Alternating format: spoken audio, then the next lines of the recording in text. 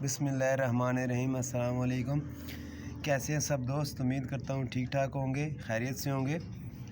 دوستو آج کی ویڈیو جو ہے یہ سوزوکی مرگلہ کے بارے میں ہے۔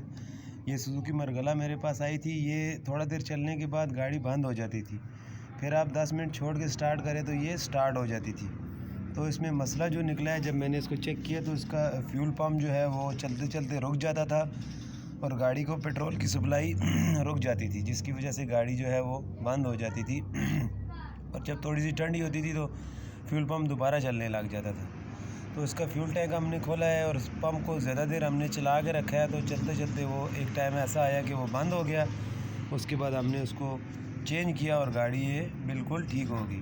ابھی جیسا کہ ویڈیو میں آپ کو نظر آ رہا ہے، اس کا فیول ٹینک ہم کھول رہے ہیں۔ یہ دیکھیں، اس کو اس طرح جیک پہ لگا کے گاڑی کو تھوڑا اونچا کر کے پھر اس کے ہم نے نیچے سے ٹینک کھولا اور اس کے بعد اس کا پمپ چینج کیا اور گاڑی زبردست ہو گئی۔ ہماری ورکشاپ سے یہ جا چکی ہے۔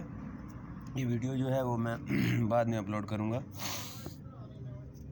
جیسا کہ ابھی آپ کو ویڈیو میں نظر آ رہا ہے، اس کو ہم نے جیک اپ کیا ہے، اس کو سٹینڈ لگائے ہیں، یہ آپ کے سامنے نظر آ رہا ہوگا۔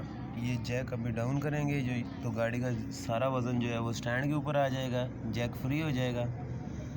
ابھی جیسا کہ آپ کو ویڈیو میں نظر آ رہا ہے، یہ دیکھیں اس کا فیول ٹینک کھل چکا ہے اور اس کا یہ فیول پمپ ٹینک کے اندر سے میں نے باہر نکال لیا ہے۔ یہ اس کی فیول پمپ کی موٹر ہے، یہ چھوٹی سی جو آپ کو نظر آ رہی ہے، بس یہ ہم نے چینج کیا ہے اور گاڑی جو ہے وہ صحیح ہوگی۔ اگر کسی بھائی کے ساتھ یہ مسئلہ درپیش آ رہا ہو تو آپ بہت آسانی سے اس کو چیک کر سکتے ہیں۔ اس کی ٹینکی کھولیں، اس کے فیول پمپ کو نکالیں اور نکال کے اس کو کافی دیر جو ہے وہ ڈائریکٹ بیٹری کے ساتھ چلا کے رکھیں۔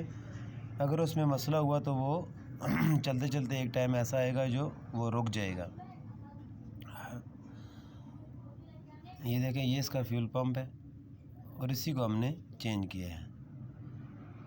اور بائی چانس میں ویڈیو نہیں بنا سکا اس کو جب ہم نے سٹارٹ کیا ہے، بہرحال یہ گاڑی بالکل ٹھیک ہو گئی تھی، ہماری ورکشاپ سے یہ جا چکی ہے۔ ویڈیو پسند آئے تو لائک ضرور کیجیے۔